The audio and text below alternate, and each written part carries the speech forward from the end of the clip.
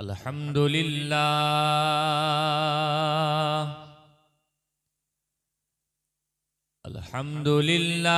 नहमदुहु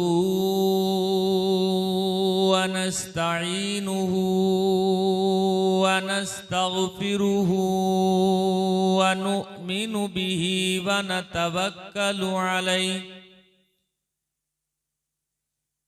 व नऊज़ु बिल्लाहि मिन शुरूरि अनफुसिना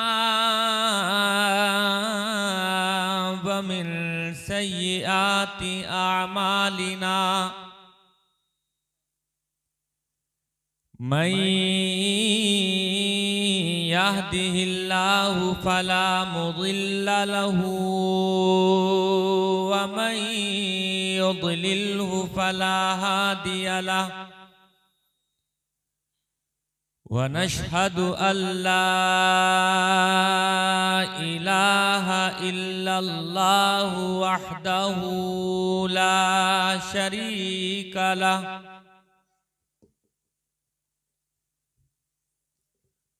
व नशहदु अन्न सय्यिदना व नबिय्यना व हबीबना व तबीबा कुलूबिना व मअवाना व मलजाना व मौलाना मुहम्मदन अब्दुहु व रसूलुहु अम्मा बादु फ़अऊज़ु बिल्लाहि मिनश शैतानिर रजीम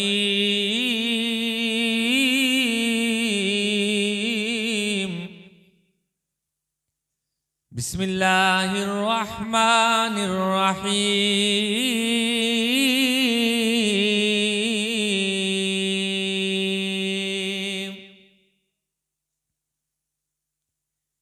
या अय्युहल्लज़ीना आमनुत्तक़ुल्लाहा वकूनू मअस्सादिक़ीन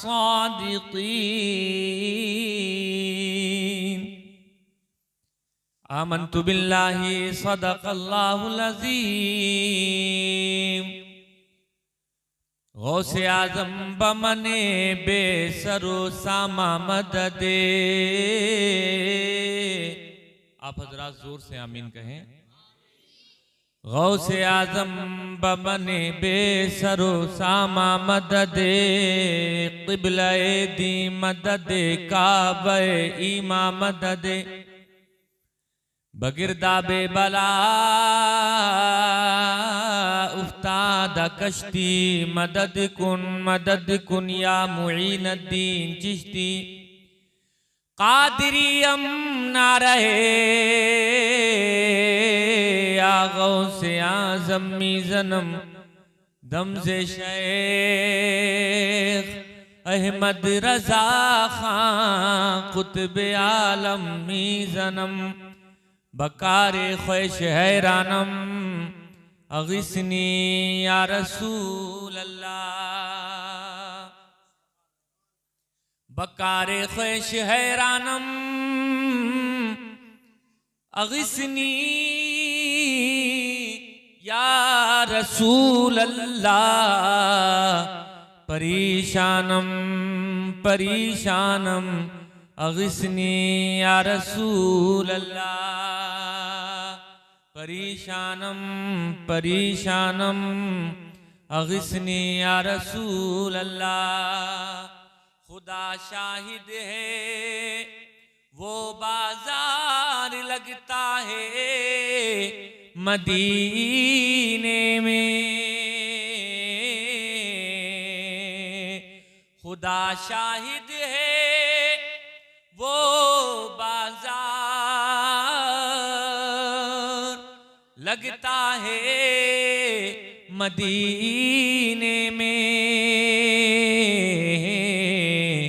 जो दुनिया में नहीं मिलता वो मिलता है मदीने में। जो दुनिया में नहीं मिलता वो मिलता है मदीने में। उस सरे महफिल करम इतना मेरे सरकार हो जाए। सरे महफिल करम इतना मेरे सरकार हो जाए। निगाहें मुंतजिर रह जाएं और दीदार हो जाए। मोहब्बतों से दुरूद शरीफ पढ़ लें। आवाज इसका थोड़ा सा अगर सीटी ना मारे तो अब कर दें। एक बार दुरूद शरीफ और पढ़ लें। अल्लाहुम्मा सल्ली अला सय्यिदिना व हबीबिना व मौलाना मुहम्मद व बारिक वसल्लिम सलातम व सलाम अलैका या रसूल अल्लाह सल्लल्लाहु अलैहि वसल्लम। एक बात आप समाअत करें, टाइम अभी ज़्यादा नहीं हुआ है और अमूमन मैं देखता हूँ कि आज का टाइम ऐसा है कि लोग 12-1 बजे तक यूं ही जाग जाग के मोबाइल ही चलाते रहते हैं। ये बात सही है नहीं? आप अपने मुकद्दर पर जितना भी नाज करें कम है कि आज आप ऐसे वक्त में कि आप ही के इलाके के, आप ही के गांव के, आप ही की बस्ती के बहुत सारे लोग ऐसे होंगे जो सो चुके होंगे। बहुत सारे ऐसे होंगे जो फिल्में ड्रामे देख रहे होंगे। बहुत ऐसे भी होंगे जो गाने बाजे और दीगर गुनाहों में मुब्तला होंगे। लेकिन आप अपने मुकद्दर पर नाज करें कि ना आप सोए हैं, ना माज़अल्लाह आप फिल्में ड्रामे देख रहे हैं, बल्कि आपके लिए प्योर दीनी महफिल हाफिज व कारी मुजाहिद साहब ने सजा करके सवाब कमाने का मौका इनायत फरमाया। एक एक लम्हा जब तक आप यहाँ बैठे रहेंगे, नामे आमाल में आपके नेकियों का मीटर जारी रहेगा। और एक एक नेकी की बड़ी कीमत है। शायद आप ना समझ पाए, आपको शायद ये महफिल वो छोटी लगे और आपके दिमाग में शायद ये बात आए, भाई ये हाफिज मुजाहिद साहब कर रहे हैं तो करने दो, इनका काम है और हमारी तो जिंदगी जैसे चल रही चलती रहेगी। ऐसा नहीं है। एक नेकी के लिए इंसान कयामत के दिन आया है किताबों में कि एक नेकी कम पड़ जाएगी उसकी और उसको जन्नत के दरवाजे पे रोक लिया जाएगा। इंसान अपने अजीजों, साथियों, दोस्तों को देखेगा कि शायद कोई दोस्त मुझे एक नेकी दे दे, ताकि एक नेकी मिल जाए तो मैं जन्नत में चला जाऊं। अपने घर वालों की तरफ टिकटिकी बांध करके देखेगा, शायद घर वाले मुझ पर रहम कर दें। माँ बाप से लो लगाएगा। लेकिन ए लोगों, खुदा का कुरान इरशाद फरमाता है, यौमा यफिरुल मरउ मिन अखीही व उम्मिही व अबीही व साहिबतिही व बनी। ऐ लोगों, कयामत का दिन वो दिन होगा कि जिस दिन भाई भाई से भाग रहा होगा, जिस दिन साथी साथी से दामन छुड़ा रहा होगा, जिस दिन माँ बाप दूर हो रहे होंगे। ऐसे वक्त में जब साथी साथी के काम ना आए, दोस्त के काम ना आए, माँ बाप साथ ना निभाएं, ऐसे वक्त में जब एक नेकी कम पड़ जाए, एहसास होगा, इंसान के ज़हनो दिमाग में ख्याल गुजरेगा, काश नबी के नाम की महफिल हाफिज़ व कारी मुजाहिद साहब ने सजाई थी, वहां जाकर के बैठ जाता। हर हर सांस के बदले में मेरा मौला नेकियां अता फरमा देता, जन्नत में जाने का मैं हकदार हो जाता। सुभान अल्लाह। नारे तकबीर, नारे रिसालत, जश्न गौसुल बरा, जश्न गौसुल बरा। सुभान अल्लाह। एक नेकी की भी बड़ी कीमत है। इसलिए हाफिज कारी मुजाहिद साहब, मैं आपसे एक बात अर्ज करता हूँ, मुझे बड़ी खुशी हुई कि आज माहौल ऐसा है कि लोगों के लिए दीनी माहौल फराहम नहीं करते हैं। आप जिद्दोजहद कर रहे हैं, अनथक मेहनतें कोशिशें कर रहे हैं, तो आप यकीन जानिए कोई बदला दे ना दे, लेकिन ऐ लोगों, तमाम शहंशाहों का शहंशाह, इस दुनिया को पालने वाला, तमाम कायनात को रोजी देने वाला मेरा रब बड़ा करीम है, मेरा रब सत्तार है, मेरा रब गफ्फार है, मेरा रब रहमान है, रहीम है। जब दुनिया वाले किसी का अज्र नहीं देते, मेहनतों का समरा नहीं देते, किसी हक वाले का हक नहीं देते, ऐसे वक्त में मेरा रब मेहनत करने वालों की मेहनत को जाय नहीं फरमाता। रब तबारक व तआला कुरान में इरशाद फरमाता है, इन्नल्लाह ला युदीउ अजरल मुहसिनीन। रब तबारक व तआला एहसान करने वालों का एहसान करने वालों का अज्र कभी भी जाय नहीं फरमाता, बल्कि मेरा मौला मेहनतों का समरा, नेमतों का बदला दुनिया में भी अता फरमाता है, और बाद मरने के जन्नत की शक्ल में मुज़्ज़े जां फिज़ा सुनाएगा। सुभान अल्लाह। तो ये हुजूर गौसे आज़म रज़ी अल्लाह ताला अन्हु के जिक्र की महफिल है। तो ए लोगों, आज उनकी महफिल में हम आप बैठे हैं, तो आज सारी बातें, सारा जिक्र हुजूर गौसे आज़म का होगा, और उनके हवाले से, उनकी ज़िंदगी के हवाले से जो पैगाम हमें आपके लिए दिया गया है, इंशाअल्लाह वो पैगाम मैं आप तक पहुँचाने की कोशिश करूँगा। अल्लाह की बारगाह में दुआ है कि मौला तबारक व तआला मेरी ज़बान पर कलीमा हक जारी फरमाए, आपको, मुझे, सबको अमल करने की तौफीक नसीब फरमाए। अगर इजाज़त दें तो दो अशार नाते रसूल मकबूल के मैं आपको सुना दूँ, इजाज़त है? एक बार दुरूद शरीफ को पढ़ लीजिए।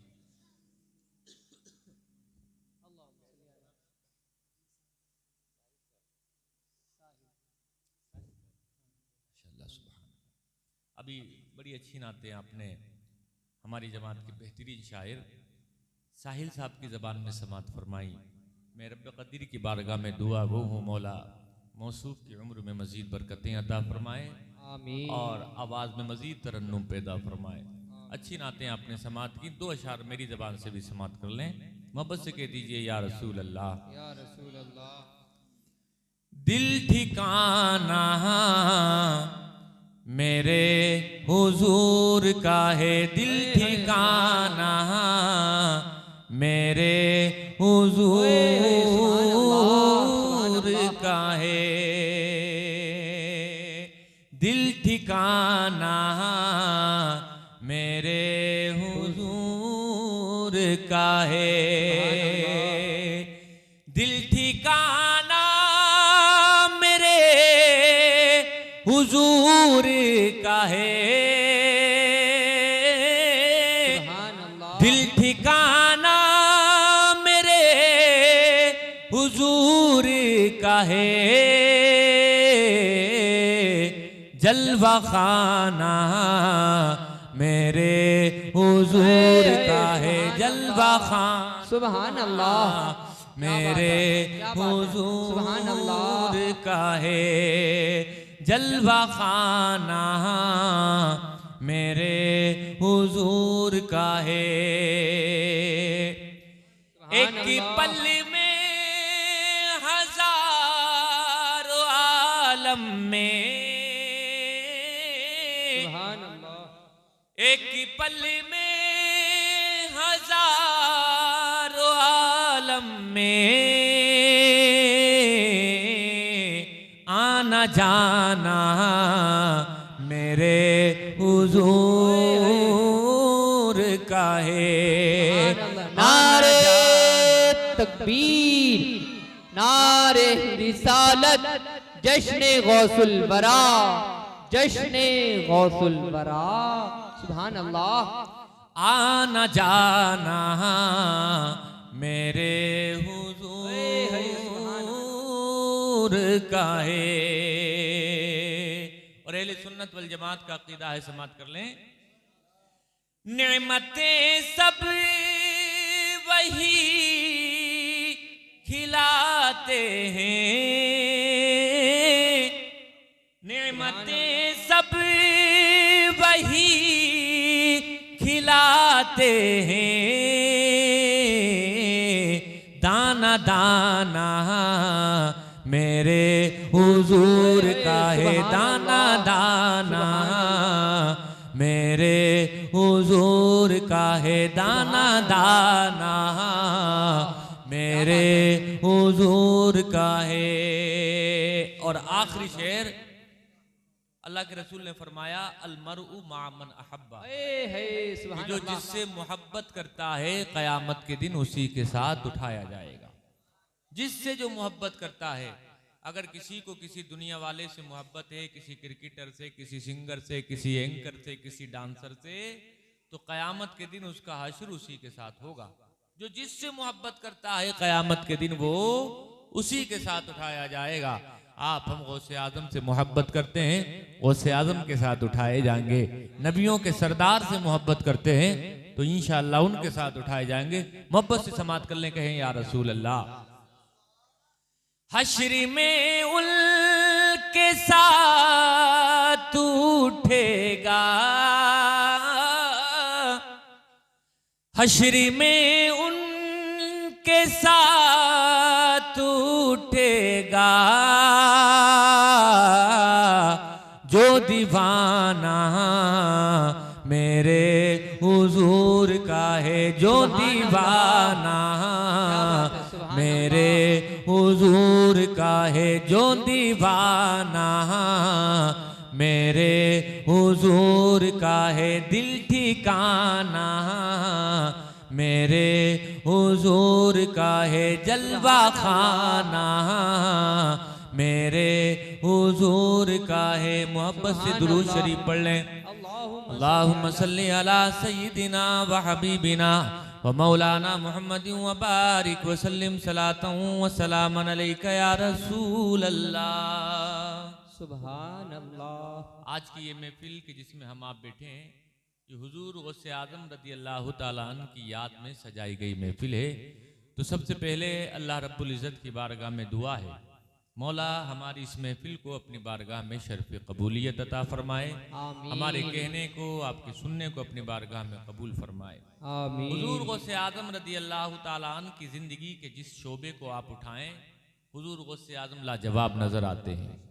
उनके दिन, उनकी रात, उनके शबो नहार, उनका खाना पीना, उनकी गुफ्तारो रफ्तार, उनका चाल चलन, आप किसी भी एंगल, किसी भी जाविये, किसी भी नुक्ता नज़र से देखें, हुजूर गौसे आजम का कोई जवाब नहीं। उनकी इबादत देखें, उसका कोई जवाब नहीं। उनकी तिलावत देखें, उसका कोई जवाब नहीं। उनका इल्म देखें, उनके इल्म का कोई जवाब नहीं। उनका तकवा देखें, उनके तकवे का कोई जवाब नहीं। उनकी पाकीज़गी देखें, पाकीज़गी का कोई जवाब नहीं। उनकी इबादत और रियाजत, उनके मुजाहिदात देखें, उनके मुजाहिदात का कोई जवाब नहीं। ऐ लोगों, अल्लाह पाक ने इतनी ऊंची शान की है गौसे आजम की, इतना ऊंचा मर्तबा बयान किया है उनका। ऐ लोगों, एक फारसी के शायर अपनी जबान में गौसे आजम का मकाम, गौसे आजम का मर्तबा बयान करते हुए इरशाद फरमाते हैं, गौसे आजम दरमियाने औलिया, गौसे आजम दरमियाने औलिया,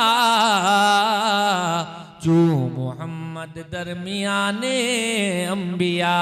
ऐ लोगों, गौसे आजम का मकाम क्या है, गौसे आजम की शान क्या है, गौसे आजम को रब तबारक व तआला ने कितना कमाल अता फरमाया है।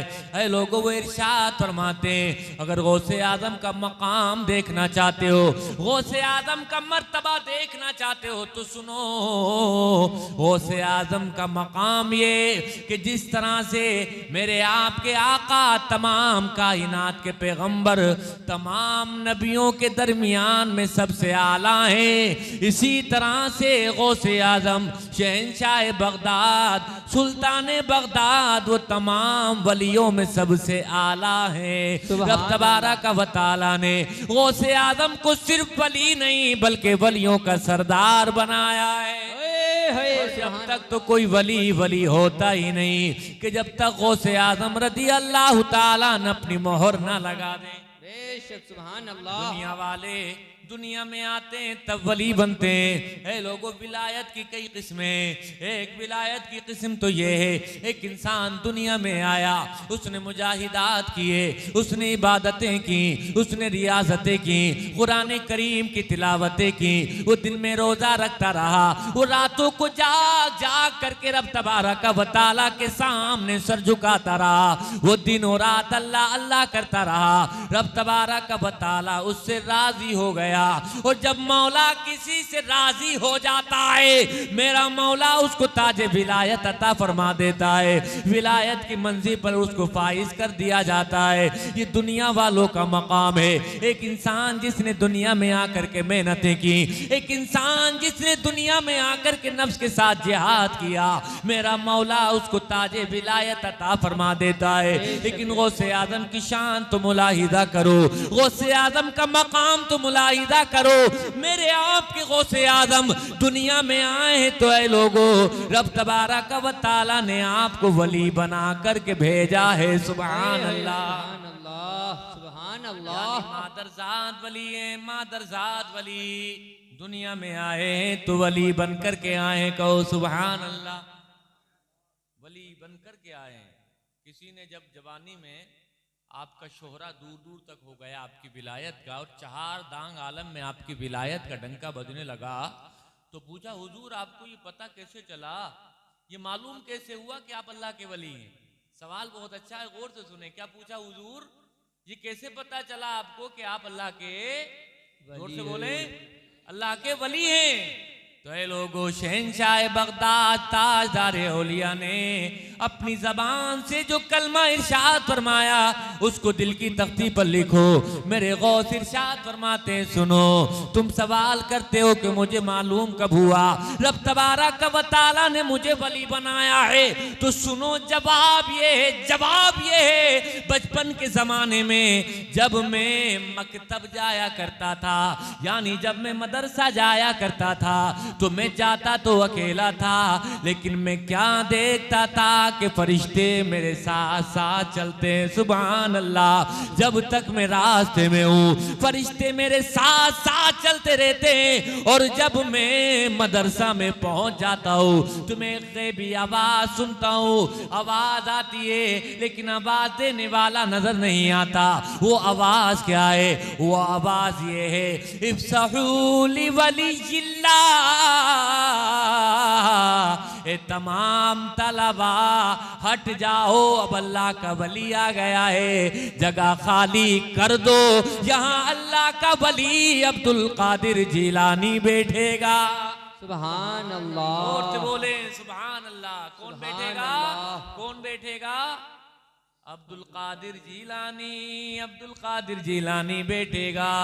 ऐ लोगों, अब मैंने ये बात आपको सुनाई इसलिए कि गौसे आजम का किरदार देखो, वली बनकर के दुनिया में आए हैं, लेकिन अपनी जबान से क्या इरशाद फरमा रहे हैं? अपनी जबान से फरमा रहे हैं कि जब मैं मकतब जाता था, जब मैं मदरसा जाया करता था, यानी मदरसा जाना ये किसी दुनियादार का तरीका नहीं, मदरसा जाना ऐ लोगों ये हुजूर गौसे आजम का तरीका है। सुभान अल्लाह, वली हैं, वली हैं, लेकिन फिर भी मदरसा जा रहे हैं।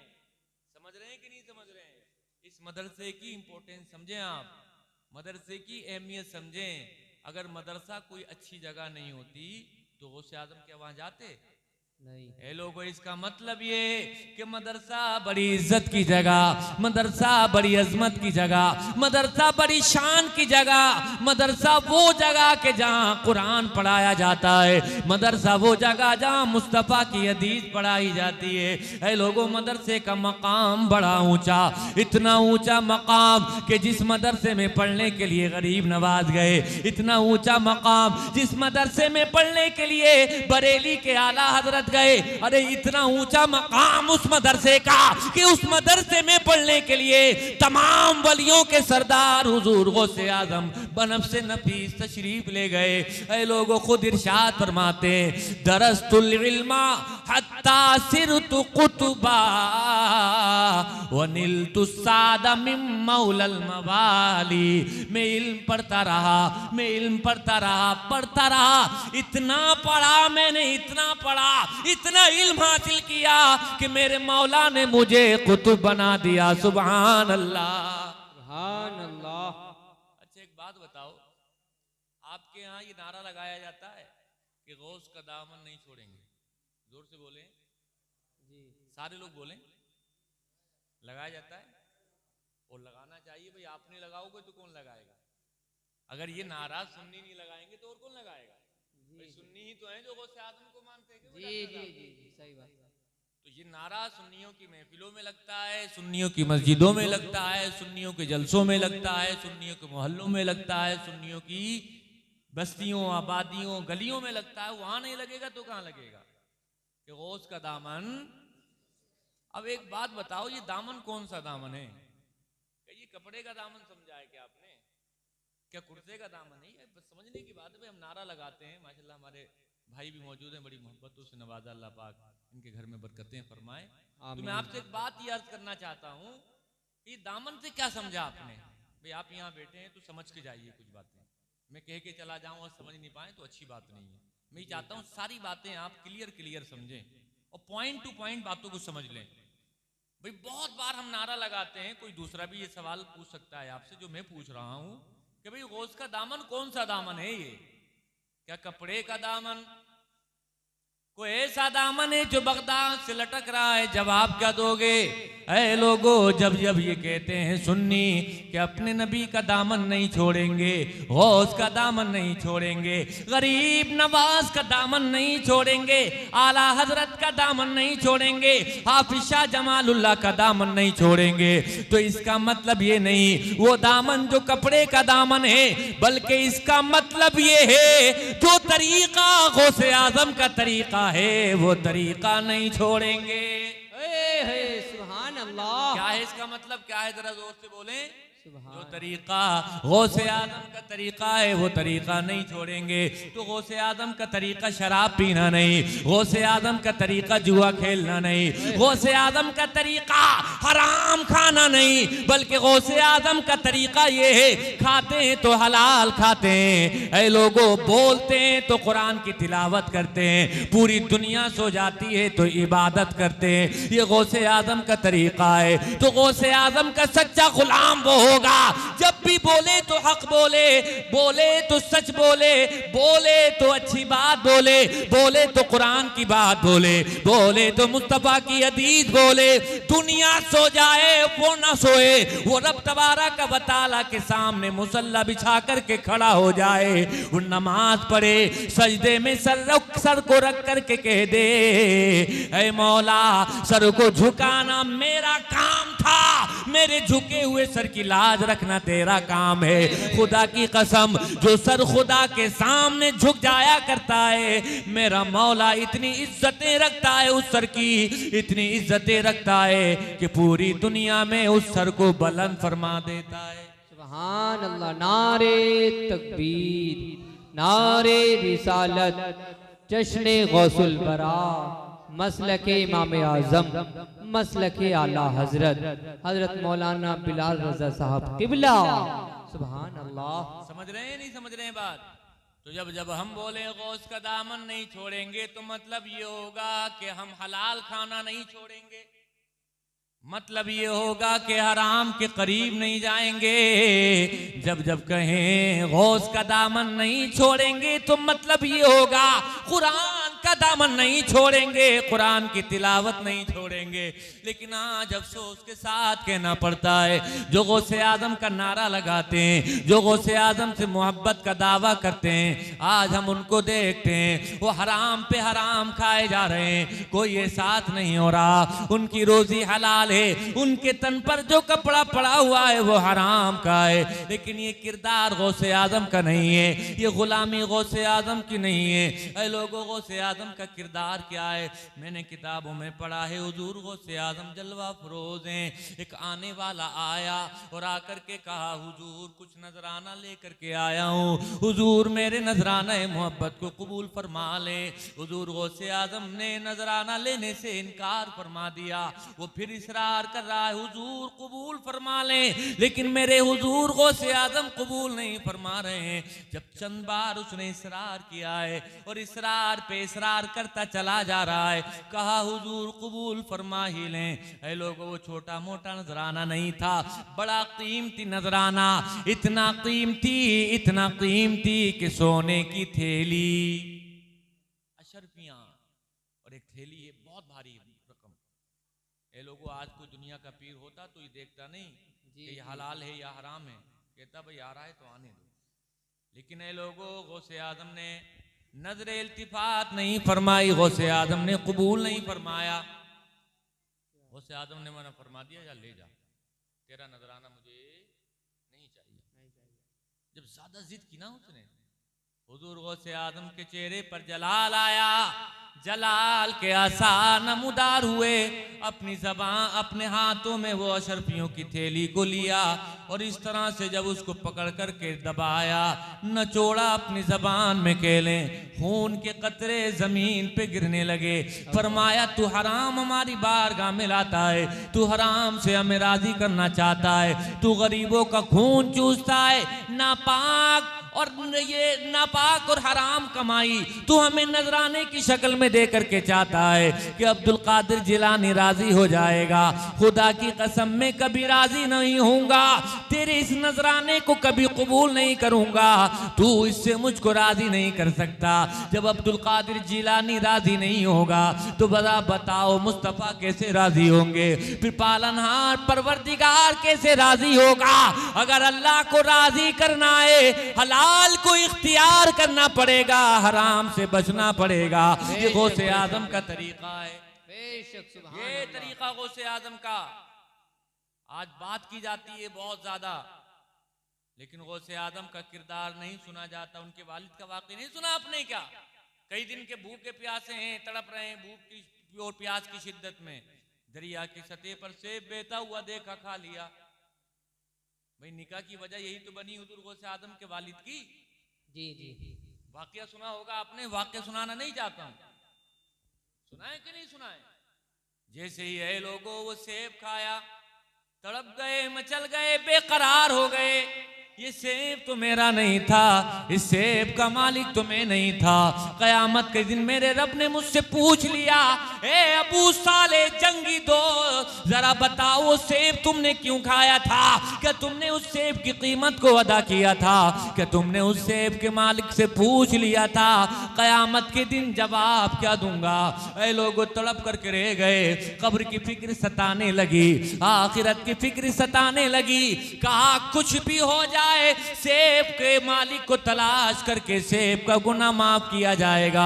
ऐ लोगों जरा गौर करो, इरादा बदल दिया, रास्ता बदल दिया, अब सेब का गुनाह माफ कराना है। वो गुनाह के जो गुनाह है ही नहीं हकीकत में। ऐ लोगों काम माफ कैसे कराया जाए, मालिक की तलाश कैसे की जाए, मालिक तक कैसे पहुंचा जाए। मालिक को तो मैं पहचानता नहीं, मालिक को तो मैं जानता नहीं, सेब का मालिक कौन है। ऐ लोगों दरिया के किनारे किनारे चले, इंसान का इरादा नेक होता है, इंसान के इरादे में भलाई होती है, मेरा मौला उसको मंजिल मकसूद तक पहुंचा दिया करता है। इरादा नेक था, इरादा अच्छा था। चलते चलते एक ऐसी जगह पर पहुंच गए जिस जगह पर देखा कि चंद दरख्त लगे हुए हैं, वो बाग नजर आता है दूर से देखने में, और उसी बाग के पेड़ की कुछ शाखें वो पानी इसी दरिया की जानिब लटकी हुई हैं। समझ गए कि सेब हो ना हो इसी बाग का होगा।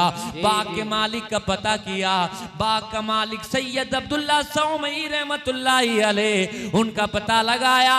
पता लगा करके सामने हाथ जोड़ करके खड़े हो गए, कहा मुझे माफ कर दो, मुझे माफ कर दो, मुझे माफ कर दो।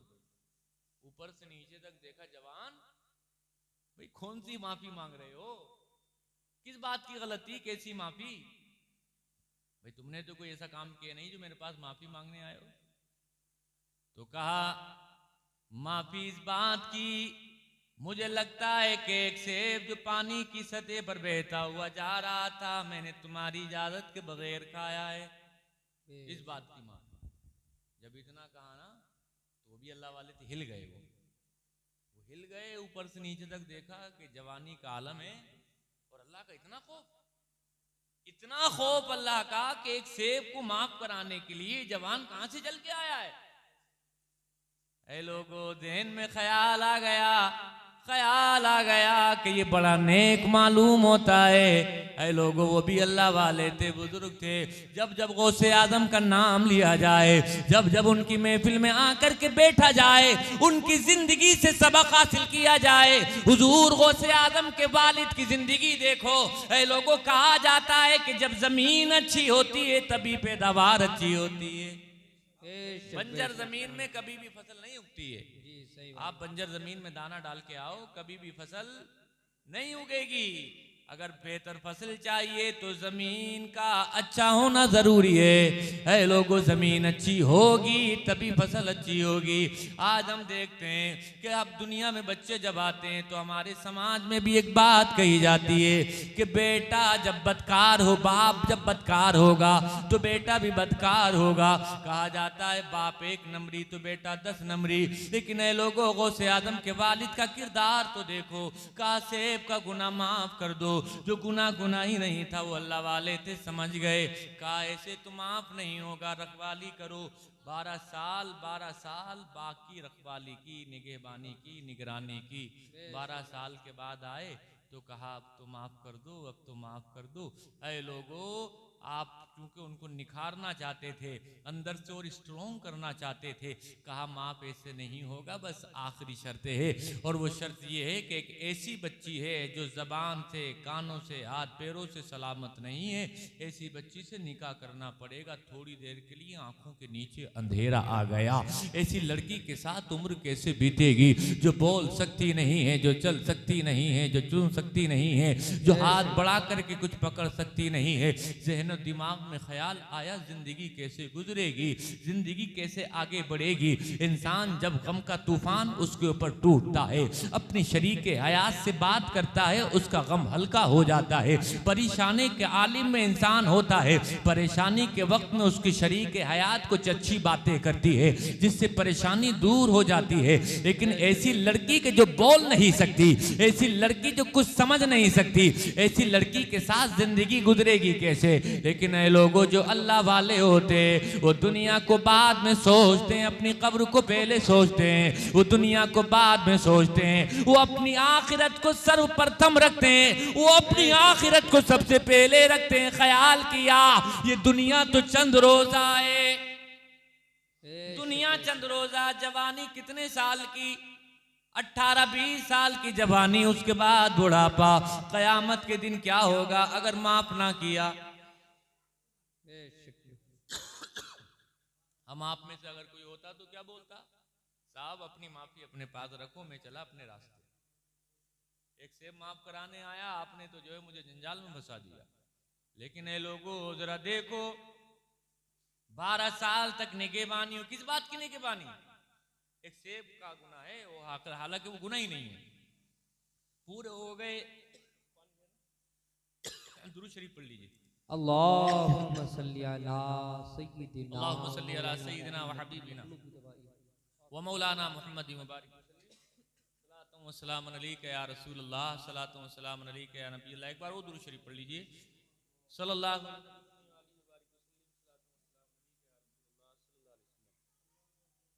अल्लाहुम्मा सल्ली अला सय्यिदिना मौलाना मुहम्मद तिब्बिल क़ुलूब व दवाइहा व आफियतिल अब्दानि व शिफाइहा व नूरिल अब्सारि व ज़ियाइहा व अला आलिहि। कितना करम फरमाया रब तबारक व तआला ने। लोगों जरा समाअत कर लो, का निकाह कर लो। सोचा, बहुत गौर फिक्र किया, राजी हो गए, आखिरकार निकाह हो गया। निकाह के बाद जब मुलाकात के लिए उस कमरे में तशरीफ लेकर के गए तो क्या देखा कि हुस्न जमाल की शहजादी बैठी हुई है, हुस्न जमाल की परी मौजूद है, जिसके हाथ सलामत, पैर सलामत, सब कुछ सलामत। ये सोचा कि शायद मनकूहा नहीं कोई और है। बड़े हुए कदम वापस आ गए और अपने आकर के ससुर से फरमाया कि शायद कमरे में मनकूहा के अलावा कोई और है। ऐ लोगो, अब्दुल्ला सौमई मुस्कुराए, मुस्कुरा करके जवाब इनायत फरमाया, मुबारक हो जवान, तुझे मुबारक हो, ये कोई और नहीं बल्कि तेरी मनकूहा है, ये तेरी शरीके हयात है। ऐ लोगों जरा गौर करो, उन्होंने इरशाद फरमाया, गूंगा बोला तो इसलिए बोला कि कभी भी जबान से खिलाफ शरीयत बात नहीं बोली, जबान को कभी इस्तेमाल में लगाया तो खुदा का कुरान पढ़ा, इन कानों से कभी कुछ सुना तो मुस्तफ़ा की नाते सुनी, मुस्तफ़ा की बातें सुनी, हाथों से कभी खिलाफ शरा काम ना किया, इन कदमों से कभी गुनाहों की जगह ना गई। यानी माँ इतनी नेक हो कि कभी हाथों से गलत काम ना करे, कुरान के अलावा कोई बात जबान से खिलाफ शरा ना बोले, यानी पढ़े तो कुरान पढ़े और सुने तो मुस्तफ़ा की बातें सुने, मुस्तफ़ा की नाते सुने। ऐसी पाक बाज, ऐसी मुत्तकिया, ऐसी परहेजगारा, ऐसी पारसा, ऐसी नेक औरत कि जिसके चेहरे पर कभी गैर महरम की नजर ना पड़ी, मुत्तकिया परहेजगारा, इतनी नेक। और उधर इतना नेक नौजवान, इतना पारसा नौजवान जो एक गुनाह को माफ कराने के लिए 12 साल तक ड्यूटी लगाता रहे, रोजों पे रोजा रखता रहे, तिलावतों पे तिलावत करता रहे, नमाज दर नमाज पढ़ता रहे। इतना पाकबाज नौजवान, इतनी पारसा औरत, जब इन दोनों का मिलन होता है, जब ये दोनों आपस में मुलाकात करते हैं, इन दोनों के मुलाकात करने से जो हीरा दुनिया में तशरीफ लाता है उसी का नाम अब्दुल कादिर जिलानी गौसे आजम होता है। जब माँ ने के बाप ने के या रसूल अल्लाह, या गौस, जब माँ ने खे बाप ने खे तो बेटा नेकों का सरदार होता है। ऐ लोगों, माँ का नेक होना जरूरी है, बाप का अच्छा होना जरूरी है। माँ नेक है, बाप नेक है तो बेटे को रब तबारक व तआला ने वलियों का ताजदार बना दिया। माँ ऐ लोगों कुरान की तिलावत करती है, जो मैंने आपके सामने जिक्र किया। कैसे जिक्र किया? कितनी तिलावत करने वाली गौसे आजम की वालदा, कितनी तिलावत करने वाली, जरा बात को समाअत कर लें। गौसे आजम इरशाद फरमाते हैं कि जब मैं मकतब जाया करता था, यानी समझ में आ गई बात कि मकतब जाना बड़ा अच्छा काम है, इसलिए ये काम खुद गौसे आजम रज़ी अल्लाह तआला अन्हु करते हैं। आपकी किताब हयात में लिखा हुआ है कि गौसे आजम रज़ी अल्लाह तआला अन्हु मदरसा गए, मकतब गए हैं। अब जब मकतब में उस्ताद के सामने बैठे हैं, उस्ताद ने कहा पढ़ो बेटे, औज़ु बिल्लाहि मिनश शैतानिर रजीम। गौसे आजम ने पढ़ना शुरू कर दिया। ऐ लोगों, आपके यहाँ भी बच्चे पढ़ते होंगे, आपके इमाम साहब भी बच्चे को पढ़ाते होंगे। ये हमारे कारी मुजाहिद साहब क़िबला, इन्होंने भी बच्चों को देखा होगा, हमारा भी तजुर्बा है। जब बच्चा पहली बार मकतब में आता है, जितना उस्ताद पढ़ाता है उतना ही पढ़ता है। उसको कहा जाता है पढ़ो औज़ु तो औज़ु पढ़ता है, कहा जाता है पढ़ो बिस्मिल्लाह तो बिस्मिल्लाह पढ़ता है, आगे के जुमले सिखाए जाते हैं तो तब सीखता है। लेकिन गौसे आजम के ताल्लुक से किताबों में आया है, गौसे आजम को जब औज़ु पढ़ाया गया, औज़ु गौसे आजम ने पढ़ दिया, बिस्मिल्लाह भी पढ़ दी। ऐ लोग अब खुद ब खुद पढ़ते चले जा रहे, 1 पारा 2 पारा 3 पारा 4 पारा 5 10 पारा, यहाँ तक के पूरा 16 पारे गौसे आजम ने हिफ्ज़ सुना दिए। सुभान अल्लाह, बगैर देखे सुना दिए। सुभान अल्लाह। पहली बार मकतब में गए, पहली बार उस्ताद के सामने ज़ानुए अदब ते किया है। एक ही बार में 16 पारे हुजूर गौसे आजम ने हिफ्ज़ सुना दिए। उस्ताद देखते चले जा रहे हैं, पहली बार पढ़ने आया है। अरे ये पढ़ने आया है या पढ़ाने आया है? सुभान अल्लाह। फरमाया बेटे पहली बार मकतब में आए हो, ये कहाँ से सीख के आए हो? जवाब जो दिया है वो जरा गौर से समाअत करें। कहा मैंने किसी और से नहीं बल्कि मैंने सीखे तो अपनी माँ से सीखे।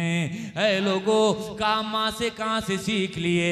जवाब ये दिया कि जब मैं अपनी माँ के शिकम में था, जब मैं अपनी माँ के पेट में था, मेरी माँ ने इतनी शिद्दत से, इतनी कसरत के साथ इन पारों की तिलावत की है, इतनी कसरत के साथ इन कुरान के पारों को पढ़ा है कि सुनते सुनते मुझे माँ के पेट में याद हो गए। सुभान अल्लाह। इसी तरह से हजरत ख्वाजा कुतुबुद्दीन बख्तियार काकी के ताल्लुक से आता है कि ऐ लोगों, उनको भी 16 पारे माँ के पेट में हिफ्ज़ याद हो गए थे।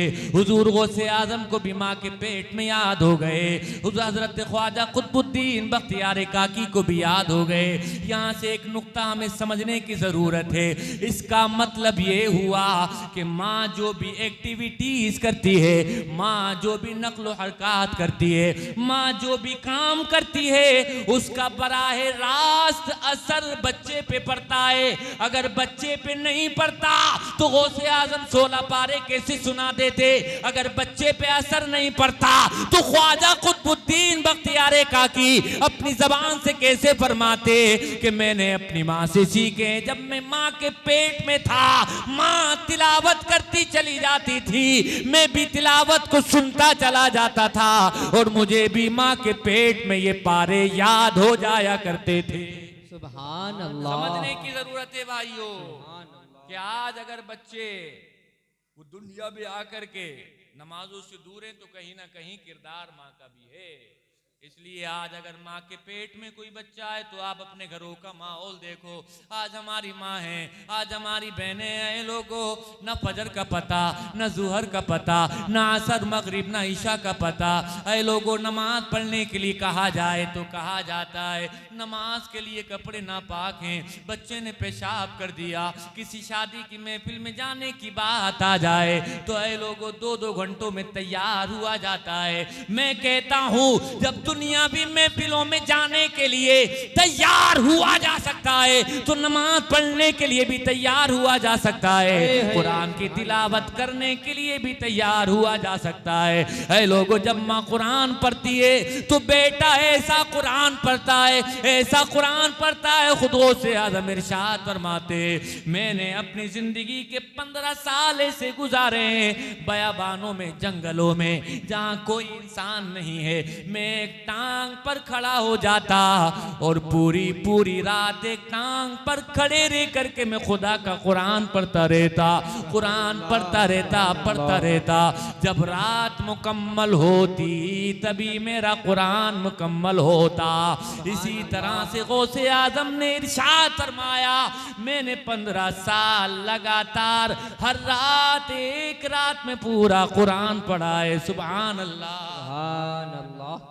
अब गौसे आजम का नाम लेने वालों, गौसे आजम की महफिलों में आने वालों, तुम्हारे लिए पैगाम ये, मैं तुम्हें दावत फिक्र दे करके जा रहा हूँ। जिस गौस से तुम मोहब्बत करते हो, जिस गौस के नाम की तुम 11वीं खाते हो, जिस गौस का तुम नारा लगाते हो, उस गौस को इतनी मोहब्बत है कुरान से। जब दुनिया सो जाती है तो गौस नहीं सोते, जब दुनिया आराम करती है तो गौस आराम नहीं करते, जब दुनिया बिस्तरे इस्तिराहत पर होती है तो गौस बिस्तरे इस्तिराहत पर नहीं होते बल्कि कुरान की तिलावत कर रहे होते हैं। सुभान और अल्लाह। तुम्हारा हाल क्या है, हमारा हाल क्या है, मुसलमानों का हाल क्या है? क्या शायद कोई घर ऐसा होगा कि जहां पर सुबह होता हो तो कुरान की तिलावत होती हो। एक तरफ से सारे लोग देखते हैं कि हम सोते हुए नजर आ रहे हैं। अब जाहिर सी बात है जो 8 बजे सो के उठेगा, 9 बजे सो के उठेगा, वो क्या फजर की नमाज पढ़ेगा, क्या कुरान पढ़ेगा? बताओ आप। फिर कहते हैं कि हम वलियों से मोहब्बत करते हैं। कहीं मदरसा खोल दिया जाए तो हम देखते हैं कि उसी इलाके में, उसी बस्ती में स्कूल हैं, सारे के सारे खचाखच भरे चल रहे हैं, और मदरसा है, मस्जिद में अगर मकतब है तो मदरसा सूना नजर आ रहा है। जी, लोगों सही क्या बात मरना है। नहीं है? मैं कहता हूं आप इंग्लिश पढ़ाइए, कौन मना करता है, हिंदी पढ़ाइए, कौन मना करता है, आप डॉक्टर बनाइए, इंजीनियर बनाइए, साइंटिस्ट बनाइए, वैज्ञानिक बनाइए, कौन मना करता है। कुरान मना नहीं करता, तुम्हारा दीन मना नहीं करता, तुम्हारे पैगंबर मना नहीं करते। ऐ लोगों, तुम्हारा दीन तो ये चाहता है तुम्हारी जमात में डॉक्टर भी होने चाहिए, तुम्हारी जमात में इंजीनियर भी होने चाहिए, तुम्हारी जमात में साइंटिस्ट भी होने चाहिए।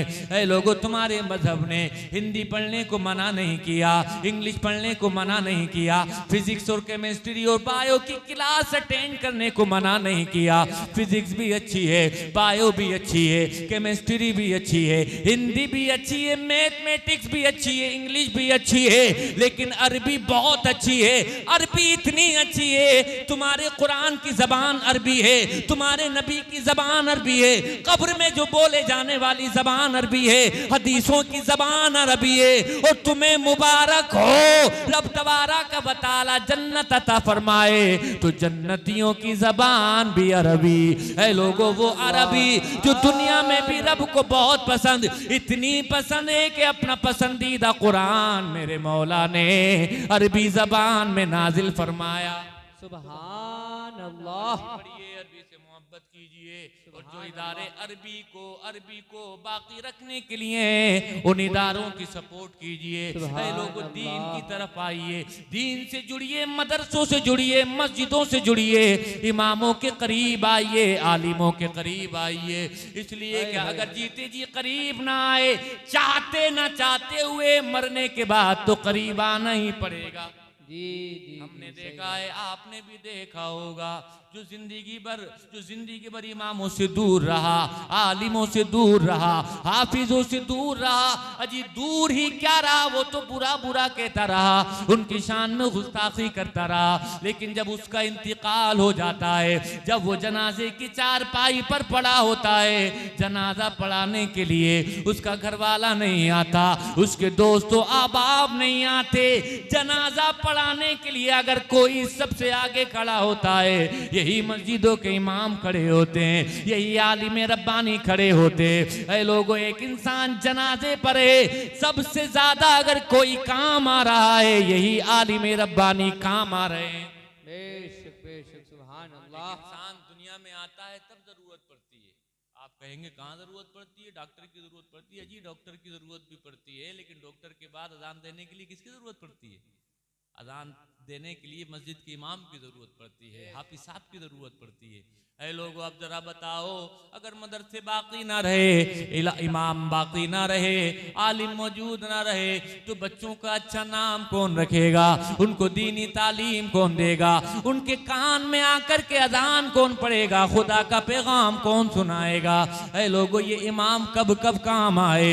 इन आलिमों ने कहाँ कहाँ तुम्हारी मदद की? दुनिया में आए, कान में आकर के अजान पढ़ दी, 4 साल 4 दिन 4 महीने के हो गए, इन्होंने आकर के बिस्मिल्लाह ख्वानी की रस्म अदा करा दी, जवानी की दहलीज पर कदम रखा, रब तबारक व तआला ने सेरे के फूल खिला दिए।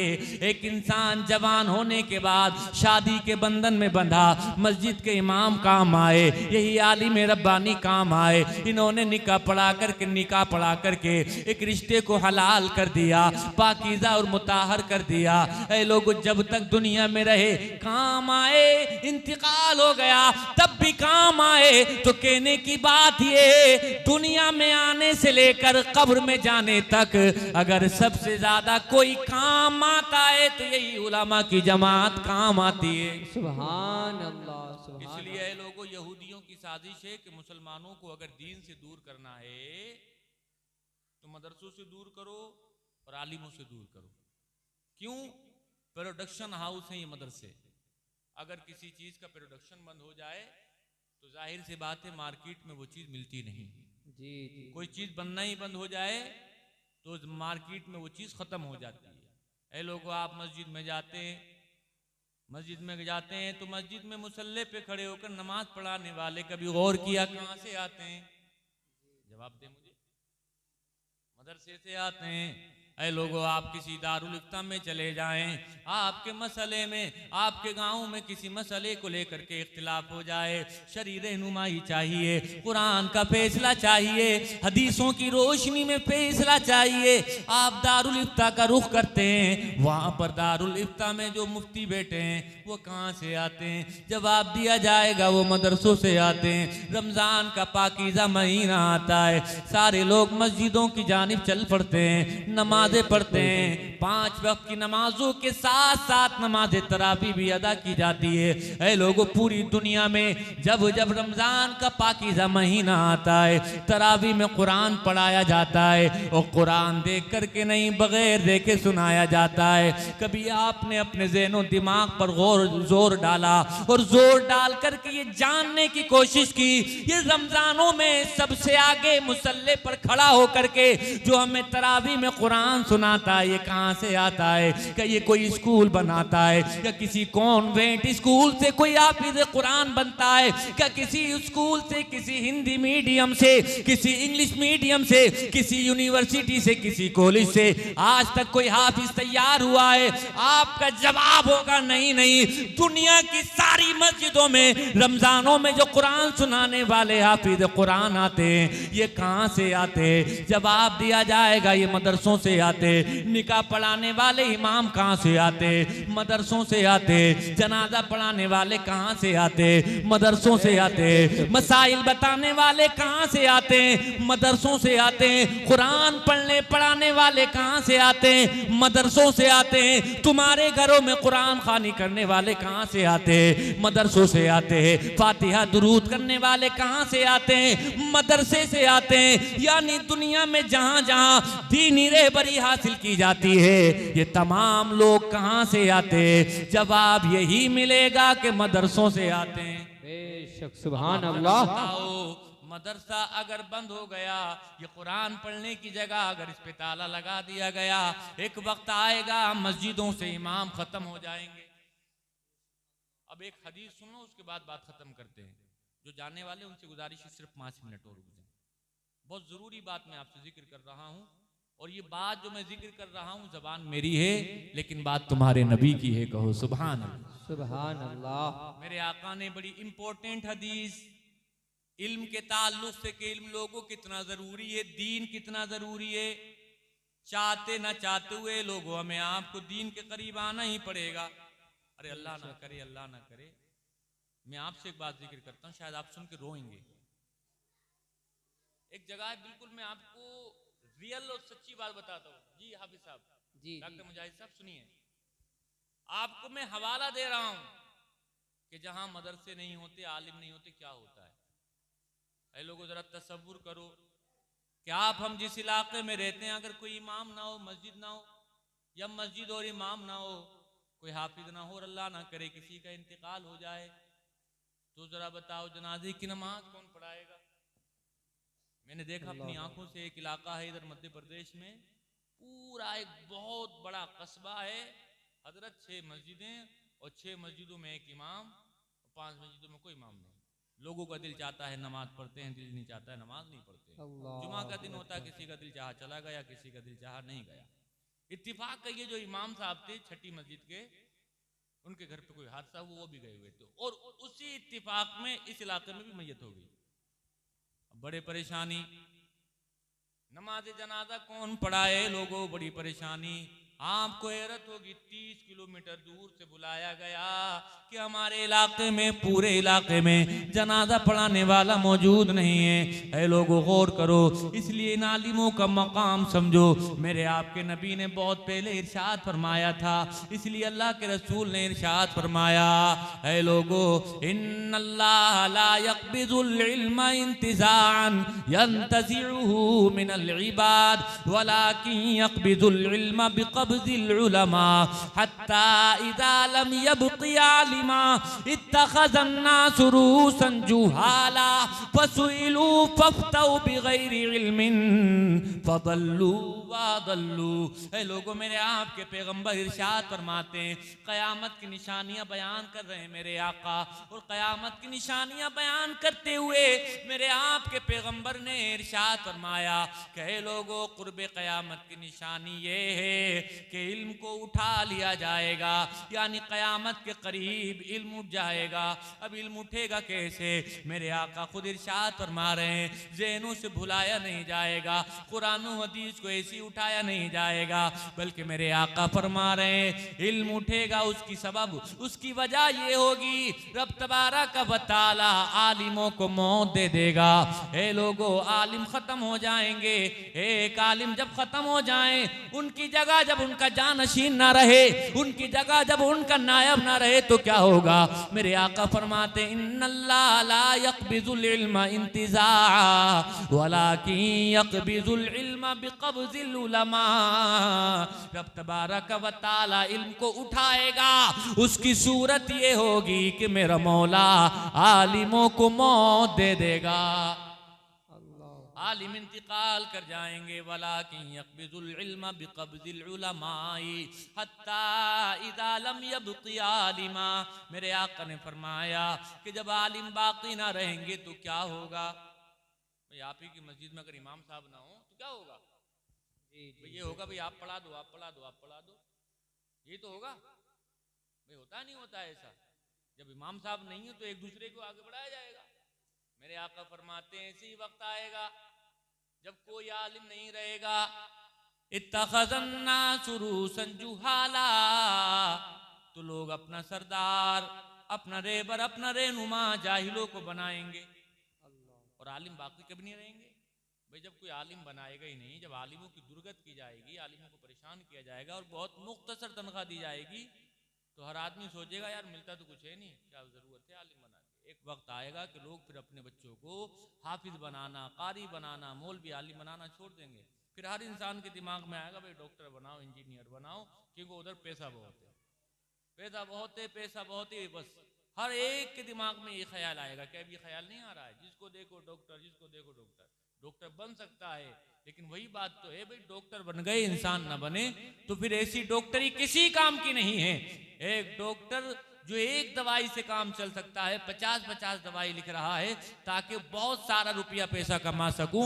2-4 टेस्ट से डायग्नोज हो सकता है, लेकिन 50-50 टेस्ट लिख रहा है ताकि अपना महल बना सकूं। वो डॉक्टर तो बन गया लेकिन इंसान ना बन सका। मेरे आपके पैगंबर फरमाते हैं, ऐ लोगों, वो इंसान नहीं है जो इंसानियत का दर्द अपने सीने में महसूस नहीं करता है। मुस्तफा का फरमान का मतलब ये है, इंसान तो वो है अगर किसी दूसरे के कांटा चुभ जाए उसकी तकलीफ ही अपने सीने में महसूस करे। अगर दूसरे का दर्द तुम्हारे सीने में महसूस होता है तो मुबारक हो, तुम्हारे सीने में जो दिल धड़क रहा है सच्चे पक्के मुसलमान का धड़क रहा है। सुभान अल्लाह, सुभान अल्लाह। तब जब आलिम बनाएंगे नहीं, कोई आलिम रहेगा नहीं, तो फिर क्या होगा? मेरे नबी को मालूम है, इसलिए फरमाया इत्तख़ज़न नासु रूसन जुहाला। लोग जाहिलों को सरदार बनाएंगे, लोग जाहिलों को अपना इमाम बना लेंगे। फसुइलू फफ्तऊ बिग़ैरि इल्मिन फदल्लू वअदल्लू। फिर उनसे मसाइल मालूम किए जाएंगे, उनसे मसले दरियाफ्त किए जाएंगे। ए लोगों, बगैर पढ़े जो मसला बताएगा वो ईमान ले लेगा। एक इंसान, ए लोगों, जिसने सर्जरी के उसूल पढ़े नहीं, जराहत का इल्म जिसने जाना नहीं, और वो किसी की बॉडी खोल करके ऑपरेशन करने के लिए बैठ जाए, ब्रेन की सर्जरी करने लगे, स्टमक की सर्जरी करने लगे, पेट को चीर फाड़ करके सर्जरी करने बैठ जाए, वो मास्टर ऑफ सर्जन नहीं है, वो एमएस नहीं है, वो सिर्फ फिजिशियन है। लोगों, सर्जरी करने बैठ जाए तो वो क्या करेगा? आप कहेंगे जिसने सर्जरी के नियम नहीं पढ़े, जिसने सर्जरी के उसूल और साबिते नहीं पड़े, जो सर्जरी जानता नहीं वो सर्जरी करने बैठ जाए तो वो जान का दुश्मन बन जाता है। जो बगैर पढ़े सर्जरी करे वो जान का दुश्मन बन जाता है, और बगैर पढ़े जो मसला बताए वो ईमान का दुश्मन बन जाता है। वो जान का दुश्मन है, ये ईमान का दुश्मन है। बगैर पढ़े मसला पूछा जाएगा, फसुइलू फफ्तऊ बिगैर इल्मिन, बगैर पढ़े बगैर बूझे बगैर जाने ये मसले का जवाब भी देगा। मेरे आका फरमाते हैं फदल्लू व अदल्लू, ये खुद भी गुमराह हो जाएगा और लोगों को भी गुमराह कर देगा। इसलिए लोगों, कुरान को बस खत्म हो रही है मेरी बात, कुरान को बाकी रखना जरूरी है। अगर गौसे आदम से मोहब्बत है, वो गौसे आदम जिन्होंने पूरी पूरी रात कुरान पढ़ा, एक कुरान पढ़ा, डेली एक कुरान। अगर आप एक कुरान नहीं पढ़ सकते और गौसे आजम से सच्ची मोहब्बत है तो कम से कम इतना तो कर सकते हो कि सुबह को बेदार हो जाओ, सबसे पहले बेदार हो करके नमाज फज्र अदा कर लो। नमाज फज्र अदा करने के बाद रोजाना एक मंजिल पढ़ लो, एक मंजिल। और आपको एक अगर मंजिल भी ज्यादा लगती है तो एक पारा पढ़ लो। एक पारा ज्यादा तो नहीं, आधा घंटा लगता है। अजी अगर आधा घंटा भी आपके पास नहीं है तो 15 मिनट पढ़ लो, 15 मिनट भी नहीं तो पाव पारा पढ़ लो। अजी पाव पारा भी नहीं पढ़ सकते तो एक रुकू तो पढ़ सकते, नहीं पढ़ सकते हैं? जोर से बोले आप भाई। एक रुकू पढ़ने में ज्यादा समय नहीं लगता है, हद से हद 2 मिनट। मैं आपको आखिरी बात कहकर के खत्म कर रहा हूं, ऐसा नुस्खा बता करके जा रहा हूं, आप इस पे अमल करें, इंशाल्लाह आप याद रखेंगे। है लोगों, हदीस शरीफ में आया, जिसने नमाज पढ़ी, कुरान पढ़ा, कुरान का कुछ हिस्सा पढ़ करके वो अपने काम को, तिजारत को, बिजनेस को निकल गया। मेरे आका फरमाते हैं वो निकला, लेकिन वो अकेला नहीं निकला बल्कि रब की मदद के साथ निकला।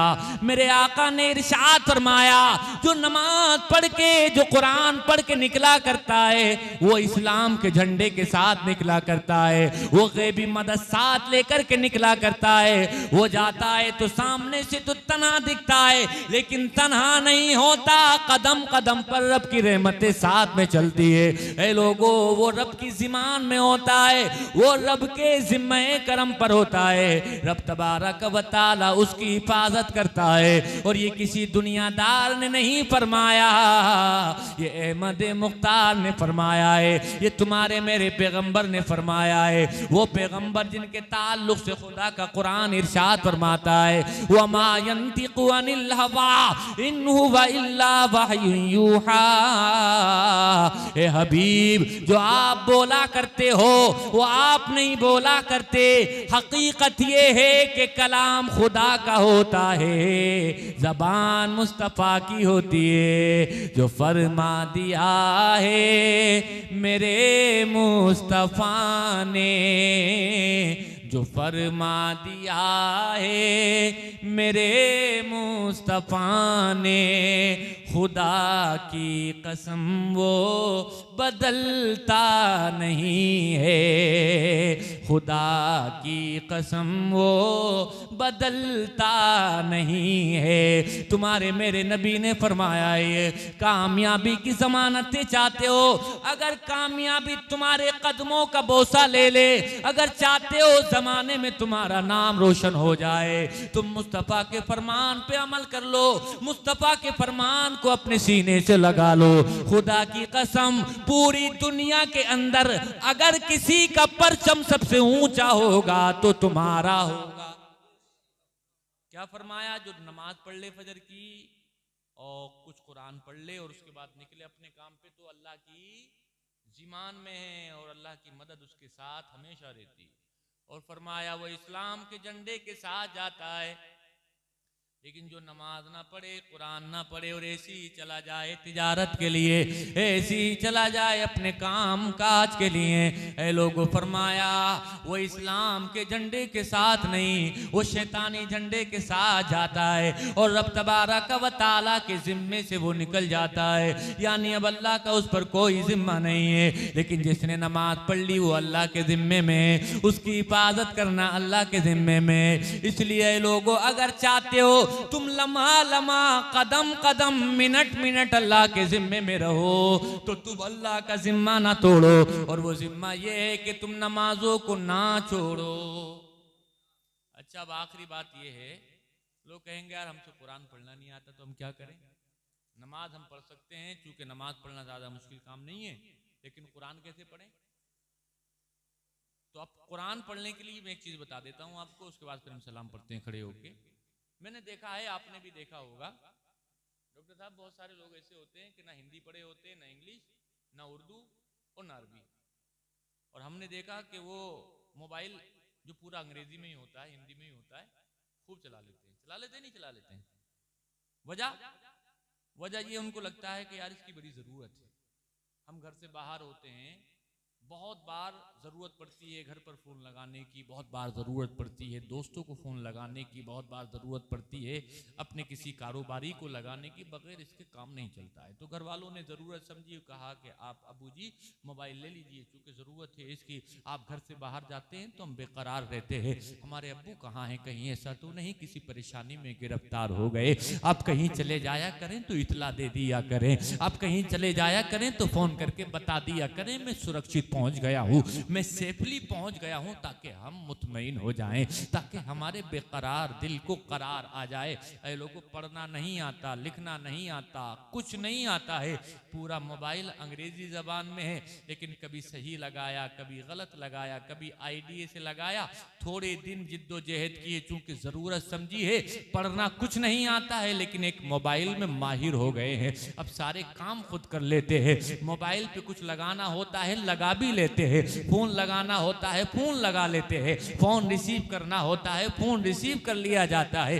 अगर किसी को नाते सुननी है बोल के नाते सुन लेता है, किसी को तकरीर सुननी है बोल के तकरीर सुन लेता है। बहुत सारे नाहंजार तो ऐसे हैं कि वो गाने फिल्में ड्रामे देख लेते हैं। मैं एक बात कहना चाहता हूँ, जब बगैर पढ़े लिखे अंग्रेजी जबान में मोबाइल चलाया जा सकता है, बगैर पढ़े लिखे हिंदी जबान का मोबाइल चलाया जा सकता है, क्योंकि उसके बगैर जीवन को गुजारना बड़ा कठिन और दुश्वार मालूम होता है। जिंदगी की जरूरत है। जब मोबाइल चलाना सीखा जा सकता है तो कुरान पढ़ना भी सीखा जा सकता है, नमाज पढ़ना भी सीखी जा सकती है, तिलावत करना भी सीखा जा सकता है। तुमने मोबाइल को जरूरत समझा इसलिए उसको चलाना सीख लिया, तुम कुरान को जरूरत समझोगे तो कुरान को पढ़ना भी सीख जाओगे। कोई ज्यादा मुश्किल काम नहीं है, सिर्फ 3 महीने लगते हैं। 3 महीने आप आ जाइए पाबंदी से, 1 घंटा दीजिए रोजाना, रोजाना 1 घंटा दीजिए, और क्या होगा जब आप 1 घंटा देंगे, 3 महीने में ऐ लोगों 90 घंटे होंगे। 90 घंटे में आप कुरान पढ़ना सीख जाएंगे। और ये लोगों जब आप कुरान पढ़ना सीख जाएंगे, कयामत का दिन होगा, जहाँ गौसे आदम कुरान की तिलावत कर रहे होंगे, वहीं आप भी कुरान की तिलावत करते करते आखिरत की सारी मंजिलें पार कर जाएंगे। आया है हदीस में, मेरे आका फरमाते हैं, एक इंसान जो दुनिया में कुरान पढ़ता है, कुरान की तिलावत को अपने सीने से लगाता है, मैदान महशर की जब घड़ी होगी, लोग तड़प रहे होंगे, नफसी नफसी का आलम होगा, ऐसे वक्त में एक आवाज आएगी, और वो आवाज क्या होगी, युकालु लिसाहिबिल कुरान, आवाज लगाई जाएगी, कुरान पढ़ने वाले कहाँ हैं, कुरान पढ़ने वाले कहाँ हैं, जो कुरान की तिलावत को अपने सीने से लगाया करते थे, जो कुरान को लम्हा लम्हा पढ़ा करते थे, जो कुरान की तिलावत किया करते थे, कहाँ हैं कुरान पढ़ने वाले। मैदान में शर की गर्मी है, सूरज आग बरसा रहा है, इंसान का भेजा दिमाग गर्मी की शिद्दत की वजह से खोल रहा है। जब कुरान पढ़ने वालों को आवाज दी गई, कुरान पढ़ने वालों ने कहा लब्बैक लब्बैक, मौला हम हाजिर हैं, मौला हम हाजिर हैं। वो हाजिर हो गए। ऐ लोगों कहा जाएगा इक़रा वरतक़ी वरत्तिल कमा कुन्त तुरत्तिलु फिद दुनिया। ये दूसरे लोग परेशान हैं, लेकिन कुरान की तिलावत को सीने से लगाने वाले, कुरान को पढ़ने वाले, तुझे परेशान होने की जरूरत नहीं है। इक़रा, तू कुरान पढ़, वरतक़ी, और आगे बढ़ता चला जा, आगे बढ़ता चला जा।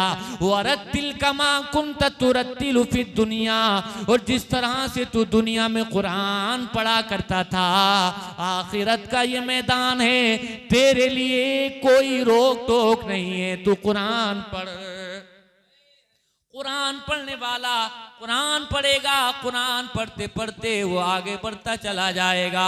हदीस शरीफ में आया है फ़इन्ना मंजिला का इंदा आखिरी आयतिन तक़रउहा। उसने सूरे फातिहा पढ़ ली, सूरे बकरा पढ़ ली, सूरे आले इमरान पढ़ ली, सूरे निसा पढ़ ली। इसी तरह से कुरान करीम की यके बाद दीगरे 114 सूरतों की उसने तिलावत कर ली। अब वो सबसे आखिरी सूरत कुल अऊज़ु बिरब्बिन नास मलिकिन नास इलाहिन नास मिन शर्रिल वसवासिल खन्नास अल्लज़ी युवस्विसु फी सुदूरिन नास मिनल जिन्नति वन नास। जैसे ही वन नास पे पहुंचेगा, कहा जाएगा फ़इन्ना मंजिला का इंदा आखिरी आयतिन तक़रउहा। कुरान की आयत खत्म हो गई तो तेरी मंजिलें भी खत्म हो गई। अब अगली मंजिल जन्नत की मंजिल है। कुरान पढ़ने वाला आखिरत के मैदान में जब कुरान पढ़ेगा, कुरान पढ़ते पढ़ते वो जन्नत में दाखिल हो जाएगा। एक कुरान दुनिया में भी इज्जतें देता है, एक कुरान दुनिया में भी इंसान का वकार बढ़ाता है, और यही कुरान मैदान मैशर में मैशर की गर्मी से बचा करके जन्नत में दाखिला दिलाएगा। इसलिए लोगों, तुमसे गुजारिश यही है कि कुरान पढ़ो, नमाज पढ़ो, 5 वक्त की नमाज पढ़ो, 5 वक्त की डेली। इसलिए सबसे पहला सवाल क़यामत के दिन नमाज का होगा। कोई बच नहीं पाएगा, सबको जवाब देना है इसका। गौसे आज़म ने कभी नमाज नहीं छोड़ी। इसलिए उनके गुलामों से गुजारिश है कि वो 5 वक्त की नमाज पढ़ें, कुरान की तिलावत करें। पढ़ना नहीं आता है तो मस्जिदों में आए। जो मदरसे इलाके में चल रहे हैं उनका सपोर्ट करें, क्योंकि दीन वहीं से जिंदा है। अगर मदरसे बंद हुए तो कुरान की तालीम पर पाबंदी लग जाएगी, कुरान की तालीम बंद हो जाएगी। ये तुम्हारी रिस्पॉन्सिबिलिटी है, ये तुम्हारी जिम्मेदारी है। अपनी मदरसों को आबाद रखना, अपनी मस्जिदों को आबाद रखना। इस्लाम जिंदाबाद, कुरान जिंदाबाद। आमीन व मा अलैना इल्लल बलाग। अस्तगफिरुल्लाह रब्बी मिन कुल्लि ज़ंबिन व अतूबु इलैह।